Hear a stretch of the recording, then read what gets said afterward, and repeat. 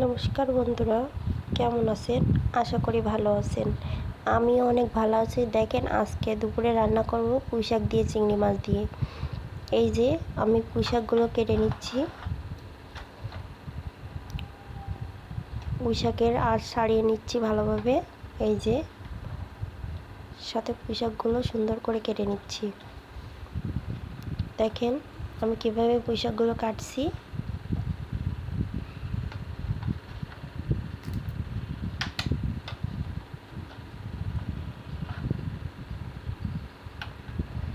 পুঁইশাকগুলো কাটা হয়ে গেলে আমি পুঁইশাকগুলো ভালো করে ধুয়ে নেব রান্নার জন্য। এই যে এখনো পুঁইশাক কাটা হচ্ছে।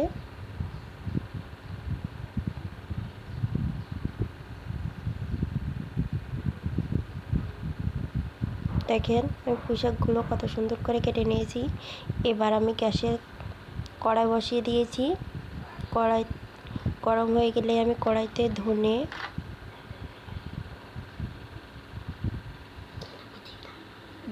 দিয়ে দিয়েছি, গোটা ধনে। এবার দিয়ে দেবো গোটা জিরে আর গোলমরিচ। এটা আমি সুন্দর করে ভেজে দেখেন সুন্দর করে ভেজে নামিয়ে নিলাম শিলপাটায়। এটা শিলপাটায় বেটে নেব। এবার আমি কড়াইতে তেল দিয়ে চিংড়ি মাছগুলো ভাজি করে নিলাম। দেখেন হিসাব করতে গিয়ে আমি নিজেই ভুলে গেছি যে চিংড়ি মাছগুলো কত খণ্ড করেছি। দেখেন লাল লাল করে চিংড়ি মাছগুলো ভেজে নিলাম, ভেজে উঠিয়ে রাখছি।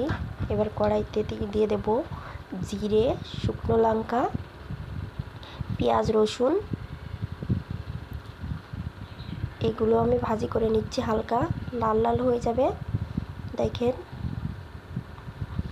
এবার লাল লাল হয়ে গেলে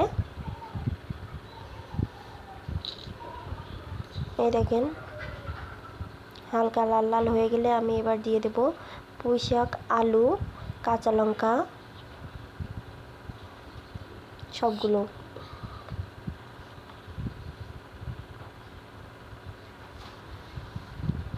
দেখেন এবার আমি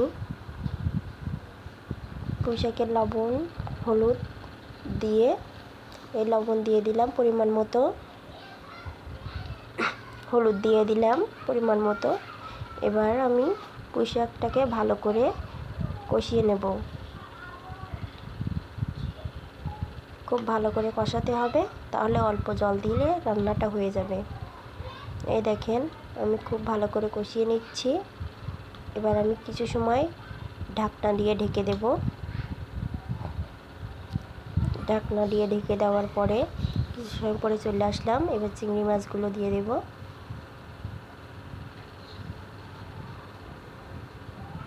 এই দেখেন চিংড়ি মাছগুলো দিয়ে আরও কিছু সময় কষিয়ে নিচ্ছি। দেখেন কত সুন্দর হয়েছে কালারটা,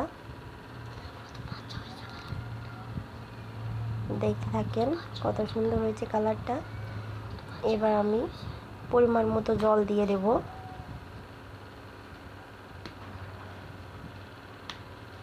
এই যে আমি পরিমাণ মতো জল দিয়ে দিচ্ছি। দেখেন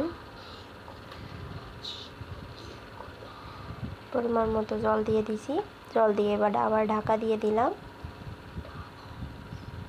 ঢাকনাটা সরিয়ে কিছু সময় পরে আমি যে ভাজি করে রাখছিলাম ধনে, জিরে, গোলমরিচ একসাথে, সেইগুলো দিয়ে দেব। এই যে দিয়ে দিলাম।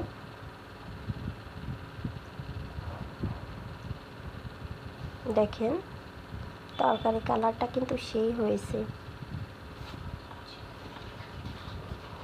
এবার আমি কিছু সময় রান্না করে নেব। আমি আবার ঢাকা দিয়ে দেব নাড়াচাড়া করে। দেখেন তরকারিটা কত সুন্দর ফুটতেছে। দেখুন বন্ধুরা তরকারি কালারটা সেই হয়েছে। এবার আমি রান্না হয়ে গেছে, এবার তরকারিটা নামিয়ে নিলাম। এই যে রান্না শেষে দেখেন তরকারি কালারটা আরও সুন্দর হয়েছে।